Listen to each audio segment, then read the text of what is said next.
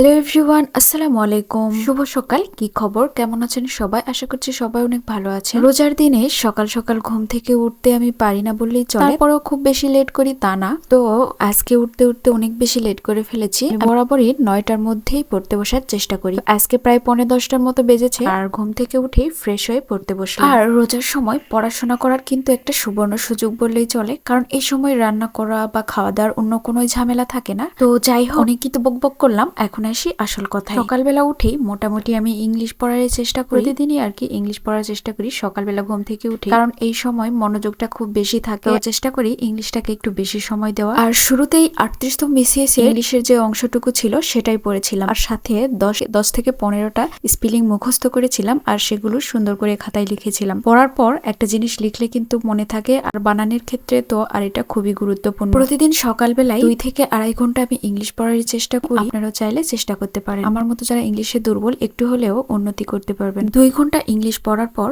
আমার ক্লাসের একটা পড়া ছিল, সেই পড়াটাকেই আমি পড়ছিলাম। দুদিন ক্লাস করেছিলাম প্রিপোজিশনের উপর একটা ক্লাস, আর সেই পড়াটাই পড়ছিলাম। তো ক্লাসের পড়াটা কিন্তু বারবার রিভিশন করার কোনো বিকল্পই নেই, আর ইংলিশের ক্ষেত্রে তো এটা খুবই গুরুত্বপূর্ণ। যত বেশি প্র্যাকটিস করতে পারবেন তত বেশি নিজে উপকৃত হবেন।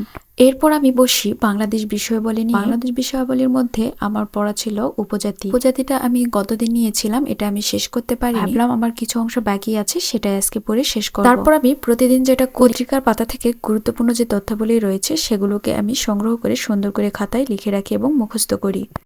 তো এরপর আমার দুপুরবেলা কিছু কাজ ছিল, গতদিনের হাঁড়ি পাতিল ধোয়া থেকে শুরু করে রুমের অনেক কাজ ছিল, সেগুলো শেষ করে রান্না, ইফতারের আয়োজন সবকিছু সেরে আবার পড়তে বসি। তো আমি আজকে যে বিষয়বলি নিয়েছিলাম তার মধ্যে ছিল 35তম বিসিএস এর বাংলা, আর বাংলাদেশ বিষয়বলির যে অংশটুকু ছিল সেটা আমি পড়ব। দেন আমার বাংলা থেকে বহুব্রীহি সমাস নিয়েছিলাম, আর ম্যাথের কিছু অংশ বাকি ছিল, সেগুলোই করে আমার পড়াশোনা শেষ করব। যাই হোক, আজকের ভিডিও এ পর্যন্তই। ভালো থাকবেন সবাই। আসসালামু আলাইকুম।